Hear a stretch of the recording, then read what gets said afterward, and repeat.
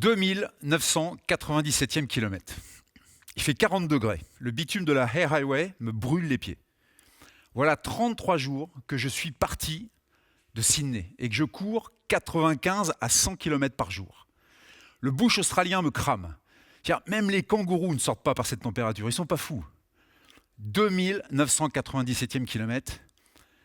Ma fatigue est extrême, mon corps m'envoie des signaux d'alerte en permanence, mais j'écoute plus rien. Je suis au bord de la rupture. En réalité, je subis. 2997e kilomètre, j'arrive au ravitaillement, je suis lent, extrêmement lent. Mon pied tape sur un minuscule caillou et une nouvelle fois, je trébuche. Mais cette fois, je m'effondre. Toutes mes barrières lâchent en même temps.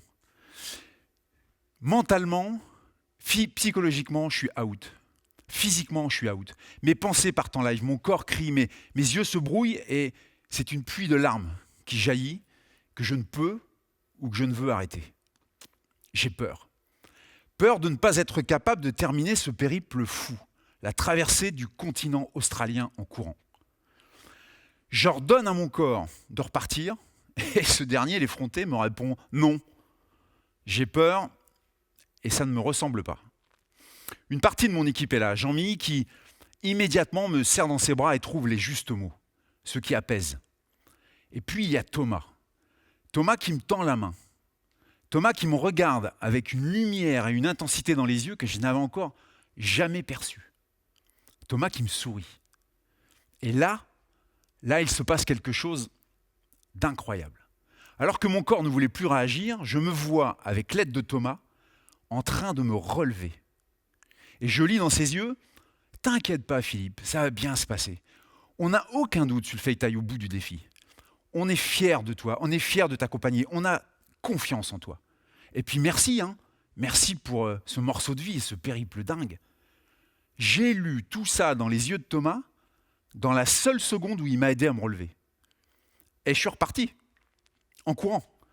Et évidemment, j'ai bouclé cette transcontinentale de 3800 km. Alors, j'ai longtemps réfléchi à cette seconde irréelle et incroyable. Et je n'ai trouvé qu'une seule réponse à la magie du moment. Nous étions tous dans un amour profond du projet commun.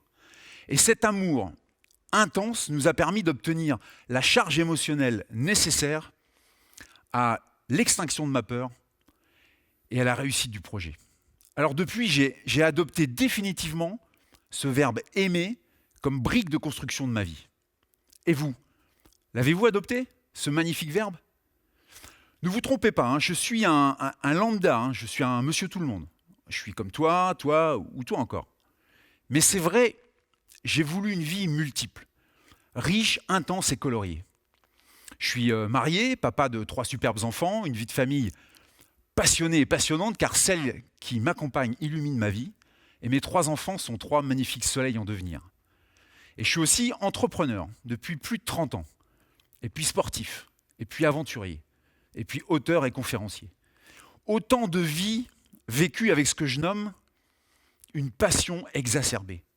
Et ça, les amis, ça s'appelle l'amour. Cette passion exacerbée a été une, si ce n'est la clé déterminante de mon parcours.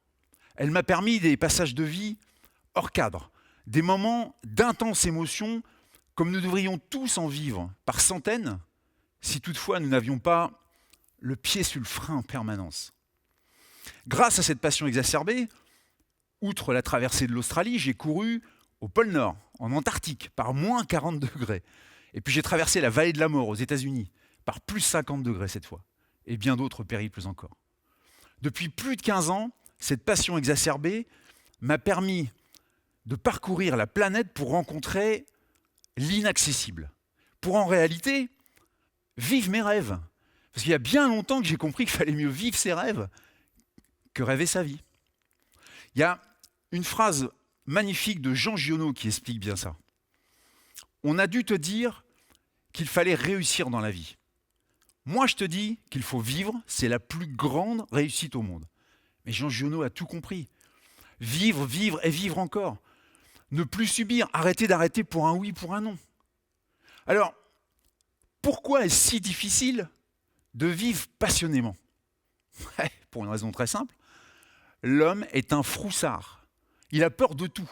Il doute, il craint, il tergiverse, il hésite, il panique pour un oui, pour un non. Il se trouve toujours de belles excuses.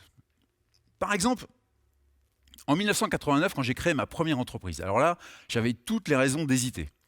Je n'avais pas d'argent, je n'avais aucune connaissance, j'avais pas de réseau, j'avais rien. Alors les autres me traitaient de fou, de cinglé, d'inconscient, voire de stupide. Si jamais toi tu n'as pas peur, les autres vont te transmettre la leur.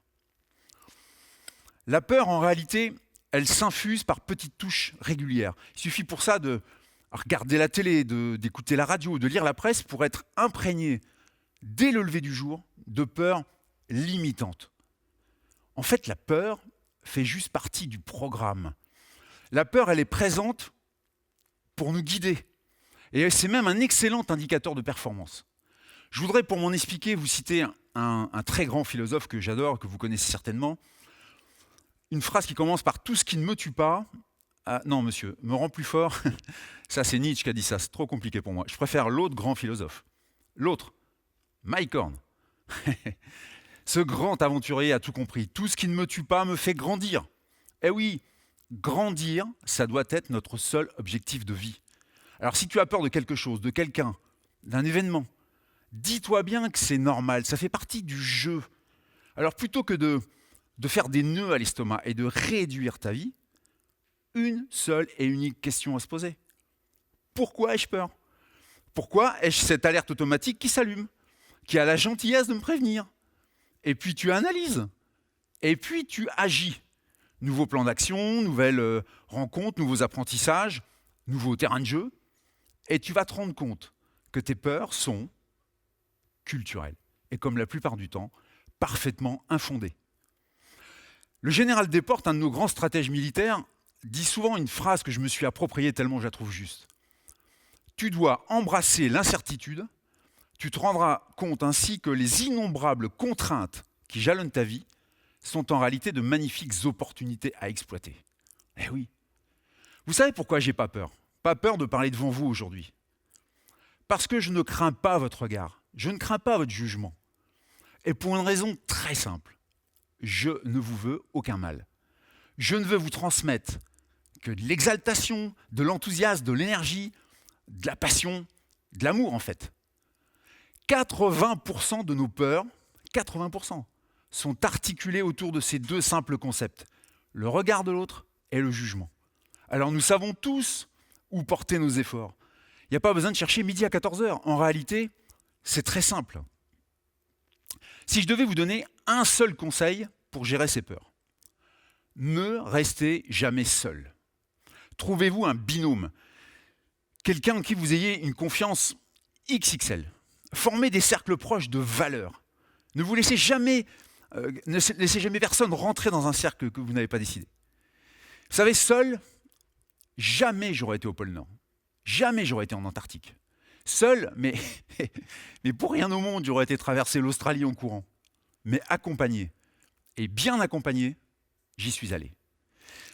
Avec l'amour que l'on porte à nos projets, l'amour véritable de ceux qui nous accompagnent, l'amour profond sur le regard qu'on porte sur le monde, nous renvoyons nos peurs au fond du placard et nous allumons d'innombrables lumières qui nous permettent de voir le monde avec une autre brillance, une autre lumière, un autre visage, celui de la passion, celui du plaisir, celui de l'envie. Et ça change tout. Alors bien sûr, beaucoup me mettent en garde contre les dangers d'une passion exacerbée. La passion te rend aveugle, Philippe. La démesure, toujours la démesure. Voilà où vont te mener tes passions. Si tu continues, tu vas te faire mal, te détruire. Pour beaucoup, je suis excessif. Je devrais ralentir un peu, réduire la voilure, être plus raisonnable. Mais raisonnable par rapport à quoi? Par rapport à qui? Aux modèles qui nous sont présentés? Je les approuve pas. À la normalité de l'instant? Elle m'ennuie. À la bienséance? Non, stop, quoi. Stop. La passion, c'est mon moteur. Et j'aimerais tellement qu'il devienne le vôtre. Grâce à elle, ça fait plus de 59 ans que je m'amuse. 59 ans que ma vie est top. Alors bien sûr, comme vous tous, il y a eu des hauts, il y a eu des bas. Ça n'a pas toujours été tendre. Le chemin a souvent été sinueux, des fois verglacé, et pour être tout à fait honnête, j'ai de temps à autre frôlé la sortie de route. Mais il y a une chose que je garde en permanence en tête, et que vous devez garder en tête tout le temps. Nous sommes les maîtres d'œuvre de notre vie. C'est nous qui décidons, c'est nous qui dirigeons et personne d'autre. Une fois que cette simple vérité est acquise et ancrée dans notre tête, alors la vie devient passionnément jouissive et intense. Si je devais vous donner qu'un seul conseil pour arriver à cela, commencez par vous aimer vous-même. Retrouvez la confiance que vous avez perdue, l'estime de vous. Vous êtes toutes et tous chargés d'incroyables talents. Oscar Wilde disait la plus belle histoire d'amour, c'est ça, c'est s'aimer soi-même. C'est une histoire d'amour qui durera toute une vie. Et oui, commencez par vous aimer. Cherchez vos potentiels cachés. Trouvez le bouton power. Et surtout, appuyez dessus. Vous savez les amis, la vie c'est une succession d'actions que nous menons. Petites, grandes, folles, saugrenues, enchantées, belles, intimistes, publiques, terrifiantes ou magnifiques, peu importe. Elles sont toutes là pour une seule chose, nous rendre heureux. Nous devons aimer sans modération les actions que nous menons, même si elles sont complexes, même si elles nous perturbent. Car aimer ce que l'on fait, c'est tout simplement accéder au bonheur. Voilà pourquoi j'ai décidé d'adopter ce verbe aimer comme brique de construction de ma vie et que je vous incite à en faire de même. Pour qu'au final, nous puissions tous dire « j'ai grandi toute ma vie et c'était vraiment génial ». Belle route à vous tous. Merci.